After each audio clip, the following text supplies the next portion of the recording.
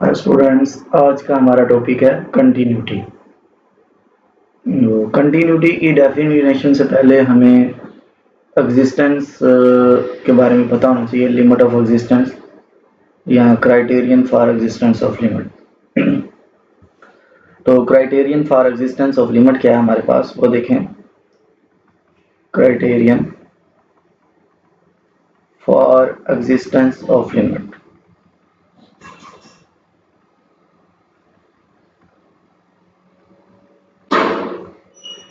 तो ये हमारे पास फार्मूला होता है limit x approaches to, suppose that हम a पे चेक कर रहे हैं। So a negative f x, ये लेफ्ट लिमिट होती है। Limit x approaches to a positive f of x, ये हमारे पास राइट लिमिट है। इन दोनों का आंसर अगर इक्वल टू l आ जाए, कोई भी किसी भी नंबर के इक्वल आ जाए, ठीक है, then if and only if limit x approaches to a f of x is equal to l। तो इसका मतलब है कि ये हमारे पास criterion for existence of limit है। अच्छा, इसमें मैं थोड़ी सी बात खुद ऐड करना चाहता हूँ कि अगर मैं इसको इक्वेशन 1 कह लूँ और इसको इक्वेशन 2 कह लूँ, इनके दरमियान इफ एंड ओनली इफ का रिलेशन है। अगर मैं इन दोनों को कंपेयर कर लूँ, सपोज करें कंपेयर इक्वेशन 1 एंड 2, अगर इनको कंपेयर कर लिया जाए तो यहाँ पे हमारे पास फिर ये left limit is equal to right limit is equal to limit x approaches to a f of x। हम इसको इस तरह भी लिख सकते हैं, लेकिन आप इसी तरह याद रख लें, ये भी काफ़ी है। अब हम आते हैं कंटिन्यूटी की डेफिनेशन की तरफ। कंटिन्यूटी क्या होती है? A function f is said to be continuous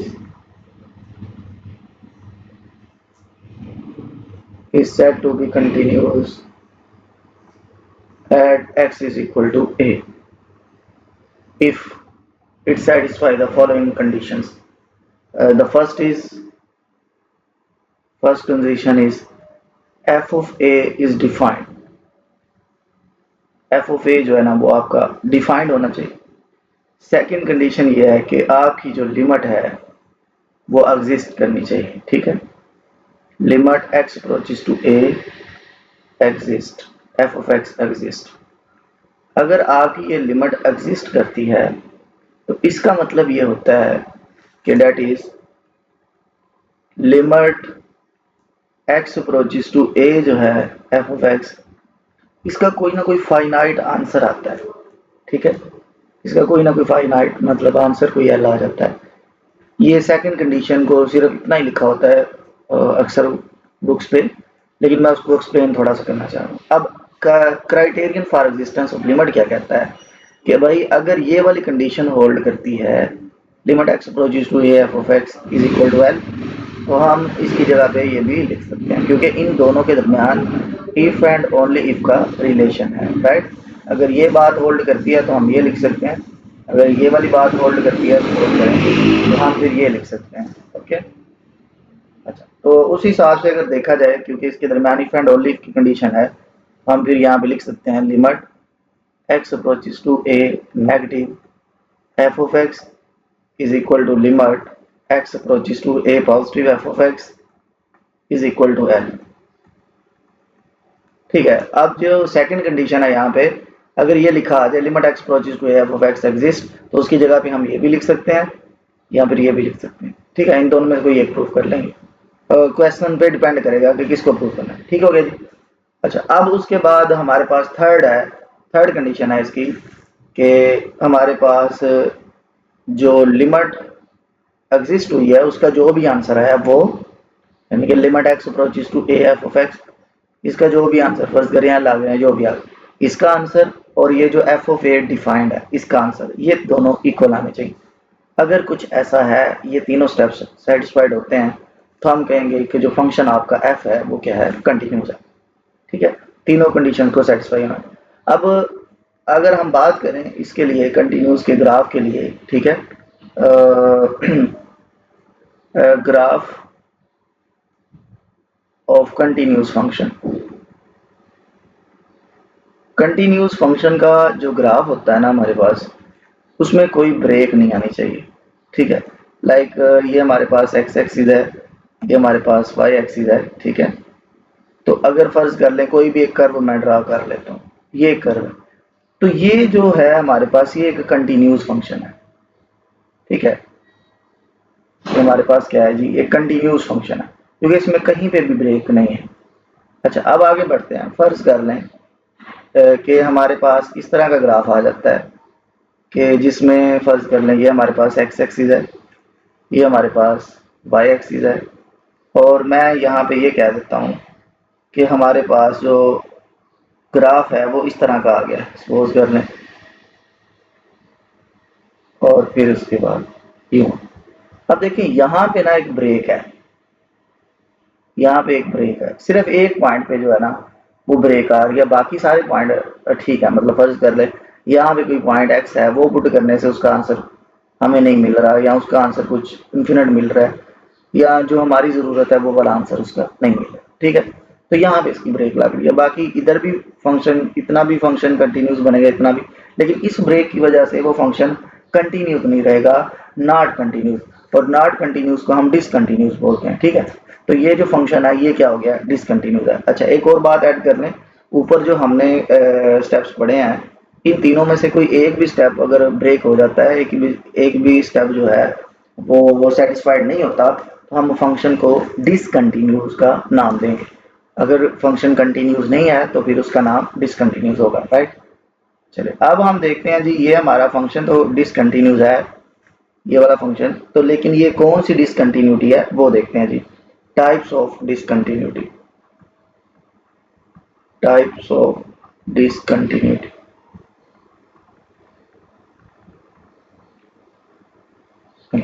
types of discontinuity है जी, तो ये हमारे पास जो इस तरह की डिसकंटिन्यूटी होती है, इसको हम रिमूवेबल डिसकंटिन्यूटी कहते हैं, रिमूवेबल डिसकंटिन्यूटी।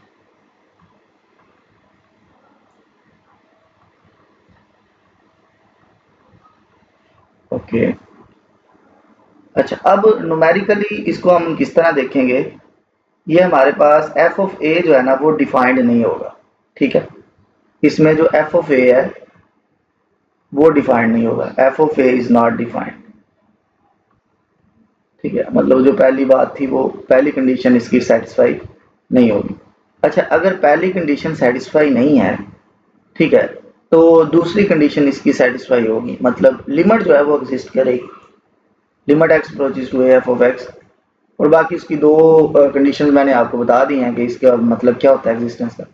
अब देखें, अगर ए डिफाइंड नहीं है तो फिर पहला और दूसरा स्टेप तो इक्वल नहीं आएंगे। फर्ज कर लें limit x approaches to a f of x, ये तो नहीं इक्वल होगा ना एफ ऑफ ए के, ठीक है। तो मतलब अगर एफ ऑफ ए डिफाइंड ना हो और लिमिट एग्जिस्ट कर रही हो, ठीक है, तो हमारे पास ऐसा जो फंक्शन होता है वो होता तो डिसकंटिन्यूस है, लेकिन उस डिसकंटिन्यूटी को क्या नाम देते हैं, रिमूवेबल डिसकंटिन्यूटी। रिमूवेबल से मुराद ये है कि अगर फर्ज कर लें इस पॉइंट पे हम फंक्शन को डिफाइंड करवा लेते हैं, इस वाले पॉइंट पे, तो वो ये पॉइंट फिर कर्व का हिस्सा हो जाएगा, क्योंकि इस पे फंक्शन डिफाइंड हो चुका होगा, तो फिर ये कंटिन्यूस हो जाएगा। इस वजह से इसको रिमूवेबल डिसकंटिन्यूटी का नाम दिया जाता है। अच्छा, अगर आप कहते हैं तो मैं इसकी आपको एक एग्जांपल दे देता हूँ। तो इसकी एग्जांपल किस तरह है, ग्राफ को हम यूज़ करते हुए इसकी एग्जांपल देख लेते हैं, ठीक है। देखें जी, फर्ज कर लें एग्जांपल है जी हमारे पास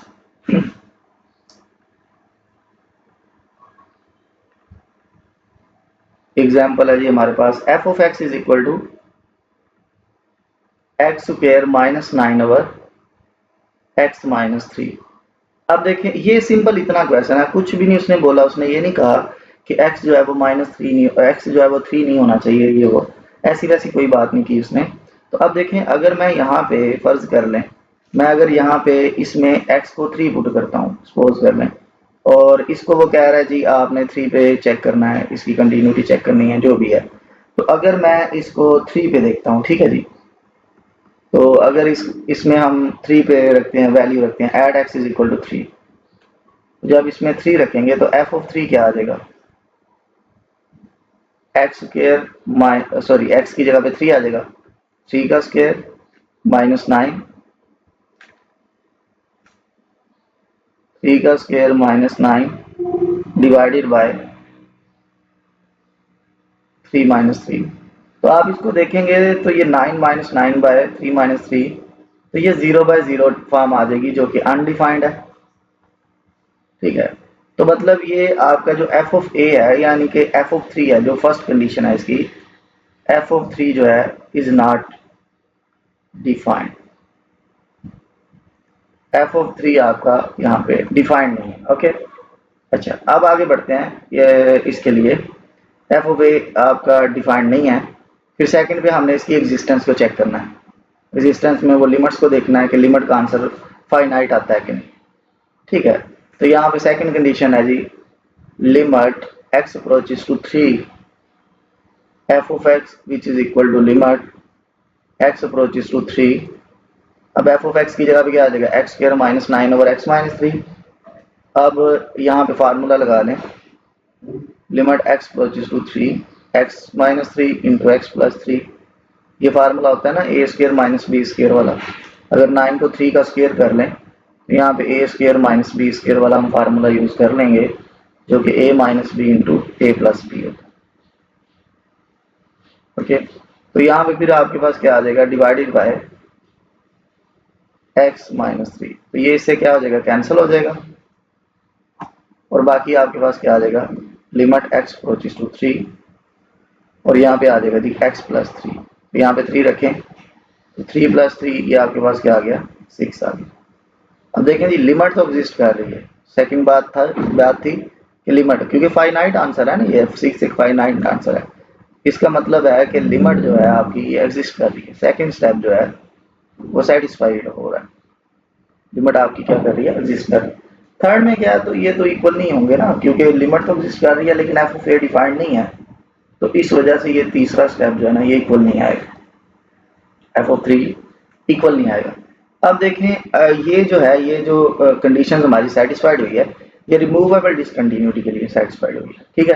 तो अगर हम इस क्वेश्चन के लिए अगर एक नाम दें इसे, तो ये हमारे पास रिमूवेबल डिसकंटिन्यूटी है, रिमूवेबल डिसकंटिन्यूटी, ठीक है। आप लास्ट को ये बात लिखें। अच्छा अब बात आती है जी इसके ग्राफ की तरफ, इसका ग्राफ कैसा होगा वो देख लेंगे। ग्राफ देखें जी, इसका ग्राफ बनाने के लिए आपको कुछ वैल्यूज लेनी पड़ेगी। अच्छा अब ये जो फंक्शन है ना आपका, ये जो फंक्शन हमने लिया x² -9/x-3, इसको सिंप्लीफाई किया हमने, मतलब ऐसे है ना x²-3² तो फार्मूला यहाँ पे लगा लिया a² - b² वाला। अभी ये सारा स्टेप बताएं आपको, a - b into a plus b. तो आपने क्या करना है जी, यहाँ पे ये वैल्यू रखें, तो ये x-3 आ गया इंटू एक्स प्लस 3 आ गया डिवाइडेड बाय x-3, ये से कैंसिल हो गया, तो आपका x एफ ऑफ एक्स जो है ना वो x प्लस 3 आ गया। अब इसके लिए अब हमने ग्राफ ड्रा करना है, सपोज कर लें कि हमारे पास x प्लस 3 के लिए क्या ग्राफ आता है। लेकिन एक बात याद रखनी है कि क्वेश्चन जो है ना वो 3 पे डिफाइंड नहीं है, ये बात आपने याद रखनी है, क्वेश्चन 3 पे डिफाइंड नहीं है। वैसे हम 3 की वैल्यू इसमें पुट कर लेते हैं लेकिन वो ग्राफ में शो नहीं करेंगे, ठीक है। फर्ज कर लें यहाँ पे हम x की वैल्यू रखते हैं और y का फिर क्या आंसर आएगा, या एफ ऑफ एक्स का क्या आंसर आएगा, ठीक है। एफ ऑफ एक्स को y भी तो कहते हैं ना। अच्छा अब मैं x में अगर फर्ज कर ले -2 रखता हूँ, तो इसका आंसर क्या आएगा 1। अगर मैं इसमें -1 रखता हूँ तो इसका आंसर क्या आएगा, -1 रखेंगे तो इसका आंसर 2 आ जाएगा, 0 रखेंगे तो 3 आ जाएगा, 1 रखेंगे तो 4 आ जाएगा, 2 रखेंगे तो 5 आ जाएगा। अब इसका ग्राफ ड्रा करते हैं, ठीक है, और 3 भी रख लें, 3 वैसे यूज नहीं होगा, 3 रखेंगे तो हमारे पास आ जाएगा 6 आ जाएगा। ठीक है, इसी तरह और भी थोड़ी वैल्यूज देख लें आप, जैसे 4 रखेंगे तो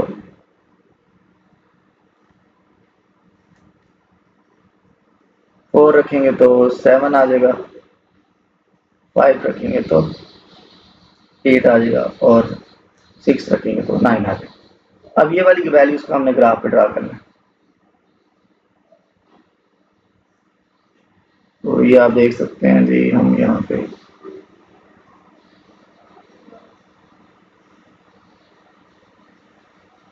थोड़ा सा, हाँ ये ठीक है। अब देखें जी, इसको हम ड्रा करते हैं ग्राफ पे। ये आपके पास एक्स एक्सिस है, ये आपके पास वाई एक्सिस है। अब यहाँ पे वैल्यूज को ड्रा कर लेते हैं हम, 6 तक और 9 तक हैं। तो ये फर्ज कर ले हमारे पास 0 है, ये 1, ये 2, 3, 4, 5, 6, 7, 8, 9, 1, 2, 3, 4, 5, 6, 7, 8, 9। डिस्टेंस इक्वल रखना है, मुझे लगता है इस तरफ थोड़ा कम हो गया, लेकिन आप इक्वल रखिएगा। 2, 3,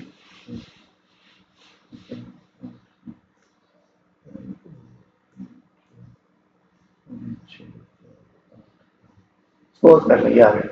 अब देखें जी, यहाँ पे आपको पता है कि यहाँ पे -1 होता है, फिर -2 होता है, ठीक है, फिर -3, -4, -5, -6, ये सारी इस तरह वैल्यूज आ जाएंगी। 1 आता है, 2 आता है, 3 आता है, 4 आता है, 5, 6, 7, 8, 9।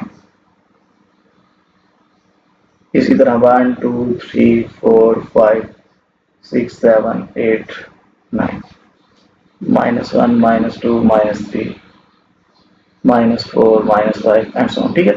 अच्छा, अब देखें, जब हमने -2 रखा तो आंसर 1 है, ये -2 है तो आंसर हमारा क्या आ रहा है जी, 1। फिर उसके बाद -1 रखा, आंसर हमारा 2 आ रहा है। ये -1 रखा, आंसर हमारा यहाँ पे 2 आ रहा है। फिर 0 रखा तो 3 आ रहा है, यहाँ पे 0 रखा तो आंसर क्या आ रहा है, 3 आ रहा है। फिर 1 रखा तो 4 आ रहा है, 1 पे 4 आ रहा है। 2 पे कितना आ रहा है जी, 5। 3 पे कितना आ रहा है, 6। 6 वाला क्योंकि नहीं रखना, क्योंकि 3 पे फंक्शन अनडिफाइंड था, तो ये 3 है तो यहाँ पे करके आएगा 3। इस बबल को फिल नहीं करना, ठीक है। 3 के बाद 4 पे क्या आ रहा है, 7। ये 7 है और ये 4 गालबन इधर करके आएगा। फिर इसी तरह बाकी भी आ जाएंगे, ठीक है। अब इन सब को आपने आपस में मिला देना। फर्ज कर लें कि ये हमारे पास है,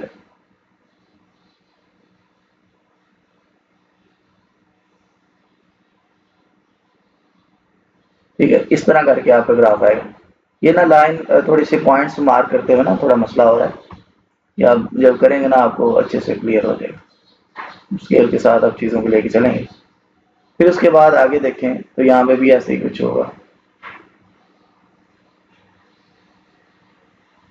ठीक है। तो ये आपका इस तरह करके ग्राफ होगा, क्लियर है। तो ये रिमूवेबल डिसकंटिन्यूटी कैसे होगी, फर्ज कर ले ये जो 3 है ना आपके पास, इस 3 पे इसका आंसर जो है अनडिफाइंड आ रहा है।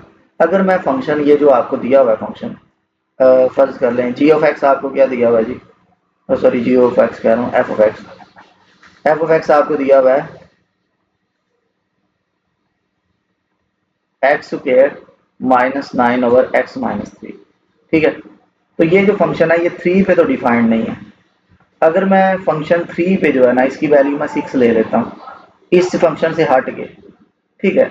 अगर मैं 3 पे इसकी वैल्यू 6 ले लेता हूँ, तो ये जो 6 पे डिफाइंड नहीं था ना, अब देखें अगर मैं इसमें 3 रखता हूँ, एक्स की जगह पे अगर मैं 3 रखूंगा तो इसका आंसर क्या आएगा, 6 आएगा। तो 3 पे इसका आंसर क्या आ रहा है, 6 आ रहा है। तो फिर उस हिसाब से ये वाला जो बबल है ये फिल हो जाएगा। जब ये बबल फिल हो जाएगा, ठीक है, डार्क सर्कल हो जाएगा ये, तो ये देखें कंप्लीट स्ट्रेट लाइन आ रही है, इसमें कोई भी गैप नहीं आ रहा। तो ये फिर इस तरह करके हम इसको रिमूवेबल डिसकंटिन्यूटी कहते हैं, कि बस एक पॉइंट पर फंक्शन डिफाइंड नहीं होता, बाकी सारा ग्राफ ठीक चल रहा होता है, ठीक है। तो इसलिए फिर हम इसको क्या नाम देते हैं, डिसकंटिन्यूटी, रिमूवेबल डिसकंटिन्यूटी का नाम देते हैं। अब देखें अगर आप 3 पे खुद डिफाइंड करवा लेते हैं, एफ ऑफ 3 पे ये 6 आ रहा है, तो यही फंक्शन जो है ये आपका अब क्या हो जाएगा, कंटिन्यूस हो जाएगा, क्योंकि इसकी डिसकंटिन्यूटी जो है वो रिमूव हो चुकी है। अगर ये जो फंक्शन है तो इस पे ये फंक्शन क्या हो जाएगा, कंटिन्यूस हो जाएगा। ओके, आप चेक भी कर सकते हैं क्योंकि एफ ऑफ 3 पे सिर्फ मसला आ रहा था। तो ये आप ऊपर अगर देखें तो यहाँ पे हमारे पास एफ ऑफ 3 पे आंसर इन्फिनिट आ रहा था। तो जब एफ ऑफ 3 पे आपने आंसर ले आए 6 और दूसरे लिमिट का भी आंसर पहले से ही 6 है, ये आप देख सकते हैं ये पहले से ही 6 है, तो जब लास्ट में ये दोनों क्या हो जाएंगे, इक्वल हो जाएंगे। इस तरह करके आपका ये जो ग्राफ है ये फिर क्या हो जाएगा, कंटिन्यूस हो जाएगा। तो ये हमारे पास थी रिमूवेबल डिसकंटिन्यूटी, ठीक है। और इसी तरह हमारे पास और भी हैं, जंप डिसकंटिन्यूटी है और फिर इन्फिनिट डिसकंटिन्यूटी है, ठीक है। हमारे पास अब अगर हम बात कर लें जंप डिसकंटिन्यूटी की, तो वो हमारे पास है जी कि उसमें ऐसा होगा आपके पास कि एफ ऑफ ए जो है वो तो डिफाइंड होगा लेकिन लिमिट एग्जिस्ट नहीं करेगी, ठीक है। जंप डिसकंटिन्यूटी,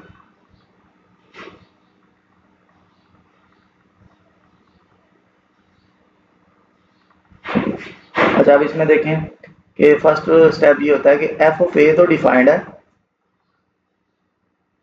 लेकिन लिमिट एग्जिस्ट नहीं करेगी। सेकंड पार्ट है जब लिमिट एग्जिस्ट नहीं करेगी तो थर्ड पे तो जाएंगे नहीं। जब लिमिट एग्जिस्ट नहीं करेगी फंक्शन डिसकंटिन्यूस हो जाएगा। Limit x approaches to a f of x does not exist. Does not exist से मुराद आपको बताया हुआ है कि उसका आंसर यहाँ फाइनाइट नहीं आएगा लिमिट का आंसर। तो यहाँ फिर क्या होगा जी, आपको बता रखा है कि लेफ्ट लिमिट और राइट लिमिट इक्वल नहीं आएगी, ठीक है। लेफ्ट लिमिट और राइट लिमिट जो है ये इक्वल नहीं होंगे। Limit x approaches to a positive f of x, अब लेफ्ट और राइट लिमिट इक्वल नहीं होगी, इस तरह का क्वेश्चन। अच्छा अब आपका क्वेश्चन ये हो सकता है सर इसका ग्राफ किस तरह का होगा। तो ग्राफ ऐसे हो सकता है कि फर्ज कर लें कोई भी आपके पास ग्राफ है ना, ये मैं कहता हूँ जी ये हमारे पास एक्स एक्सिस है, ये हमारे पास वाई एक्सिस है। इसके ग्राफ दो तीन तरह के आप, मतलब इसमें गैप आना चाहिए, जंप होना चाहिए, मतलब एक पॉइंट का फर्क नहीं होना चाहिए, ज्यादा गैप होना चाहिए। सपोज कर लें कि हम यहाँ पे कोई एक फंक्शन ले लेते हैं जिसका ग्राफ कुछ इस तरह करके बनता है। मैं कह देता हूँ तो ये ग्राफ बनता है। अब यहाँ तक ये ग्राफ आया, ठीक है, और फिर उसके बाद यही ग्राफ जो है ना फिर यहाँ से स्टार्ट हो गया,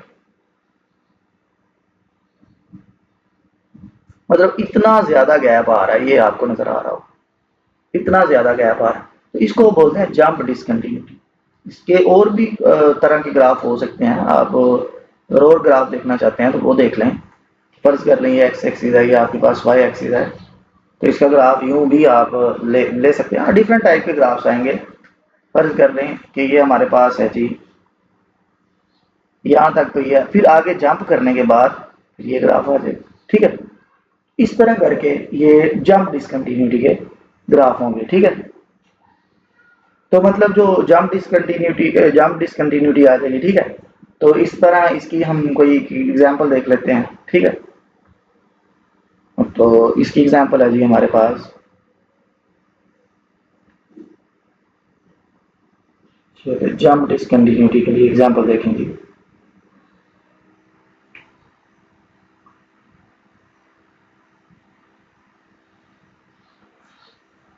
ये है जी हमारे पास this f of x is equal to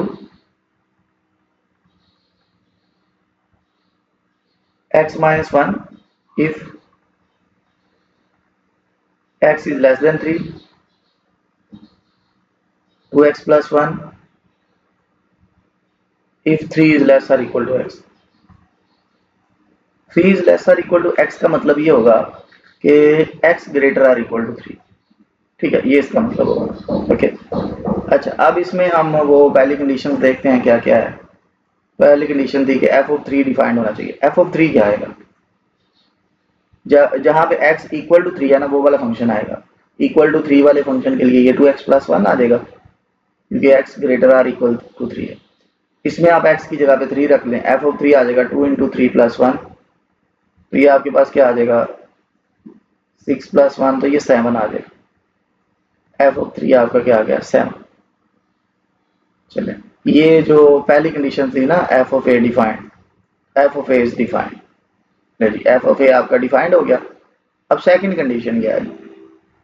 second condition है कि लिमिट एग्जिस्ट करनी चाहिए। अब लिमिट के लिए आपने जब भी पीस वाइज फंक्शन आएगा ना जिसमें लेस होता है ग्रेटर होता है, उसमें लेफ्ट और राइट दोनों लिमिट्स आती होती हैं। तो 3 नेगेटिव के लिए क्या आ जाएगा? नेगेटिव के लिए लेस वाला फंक्शन वो x माइनस वन है, और यहाँ पे आप रखें इसकी वैल्यू तो 3 माइनस वन, तो ये आपके पास क्या आ जाएगा? 2 आ जाएगा। ठीक है, अब ये कह सकते हैं कि function limit x approaches to 3 negative f of x, ये आपने लिया था, उसके बाद ये स्टेप आ गया फिर ये। अच्छा अब देखें, ये तो लेफ्ट लिमिट के लिए आ गया। अब हम बात कर लेते हैं राइट लिमिट के लिए। ठीक है, limit x approaches to 3 positive f of x which is equal to limit x approaches to 3 positive तो इसके लिए 2x प्लस वन आ जाएगा। तो इसके लिए क्या आ गया जी आपके पास? 2 इंटू थ्री प्लस वन, तो ये 7 आ गया। अच्छा आप देखें, अगर मैं तो सॉरी इसको ना ज़रा डिफरेंट तरीके से लिख लें ताकि आपको ज़रा ना मुश्किल ना हो। ये क्या आ जाएगा? Limit x approaches to 3 negative f of x which is equal to limit x approaches to 3 negative, इसके लिए x माइनस वन आया है, तो ये 3 माइनस वन, तो ये 2 आ गया। अच्छा अगर मैं इस इक्वेशन को 1 का नाम दे दूं, इस इक्वेशन को मैं 2 का नाम दे दूं, तो फ्रॉम 1 एंड 2 लिमिट एग्जिस्ट की है? No.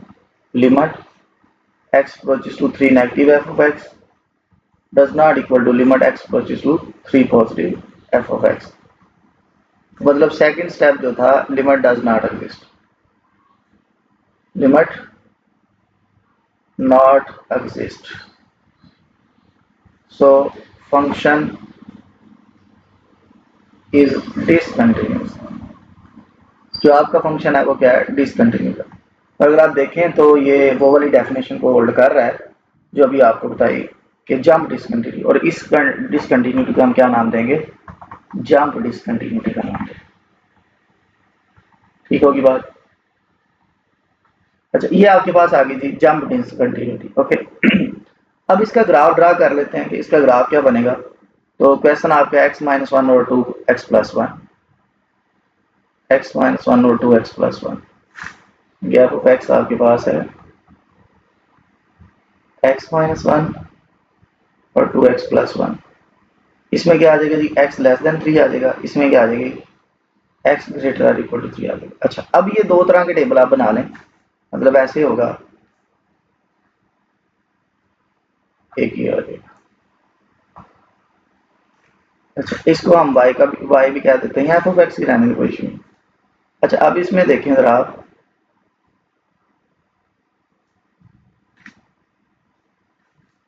x is equal to, अब मैं ये वाला टेबल बनाऊंगा x इज लेस देन 3 के लिए, और ये बनाऊंगा x greater or equal to 3 के लिए।